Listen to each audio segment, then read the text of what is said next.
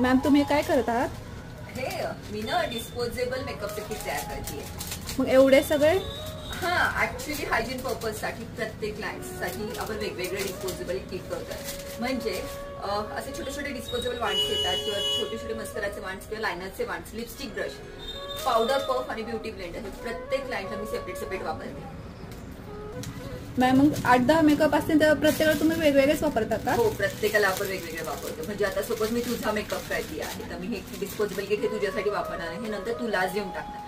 सगळ्यात महत्वाचं hygiene maintain राहताना हे क्लायंटला खूप आवडतं, खूप आवडतं. मॅम मग तुम्ही रेग्युलर मेकअप ब्रशचं काय करता? हा, रेग्युलर मेकअप ब्रश पण अगदी वेल मेंटेन सॅनिटाईज असतात. चल मी तुला दाखवते ते कसे सॅनिटाईज करतो. हा स्टरलायझर आहे मोहिनी.